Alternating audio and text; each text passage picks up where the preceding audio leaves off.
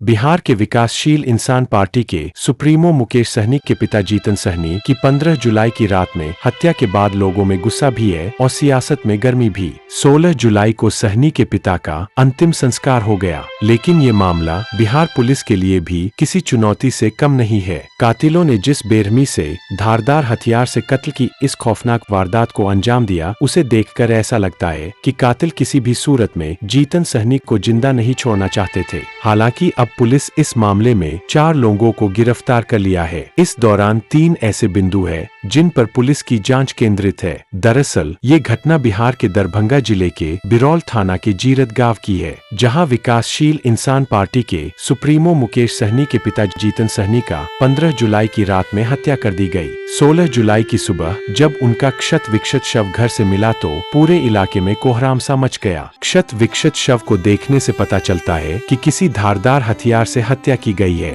दरभंगा जिले के जीरत गांव में जीतन सहनी घर में अकेले रहते थे। उनके 2 बेटे मुकेश सहनी और संतोष सहनी हैं। उनकी एक बेटी है जिनकी शादी हो चुकी है, वे अभी मुंबई में रहती है। मुकेश सहनी बिहार के पूर्व पशुपालन एवं मत्स्य संसाधन मंत्री रह चुके हैं। हाल में हुए लोकसभा चुनाव में उन्होंने पूर्व डिप्टी सीएम तेजस्वी यादव के साथ कई जनसभाएं की थीं। फिलहाल अभी वो महागठबंधन में ही शामिल है। जीतन सहनी की हत्या के मामले में पुलिस ने 4 संदिग्धों को गिरफ्तार भी कर लिया है, जिनसे पूछताछ में कई अहम जानकारी निकलकर सामने आई है। इसी के साथ ही हत्या की वजह की भी खुलासा हो गया है। पुलिस ने दावा किया है कि ब्याज पर लिए गए पैसों के लेन देन में हुई नोकझोंक से वारदात को अंजाम दिया गया है। इसके साथ ही पुलिस ने यह भी कहा कि मृतक जीतन सहनी के घर के पास लगे सीसीटीवी कैमरे से जो फुटेज मिला है, उसमें दिख रहा है कि रात के करीब 10:30 से 11 बजे के बीच 4 लोग घर के अंदर घुसे थे, लेकिन कुछ देर घर के अंदर रहने के बाद ये लोग बाहर निकल गए।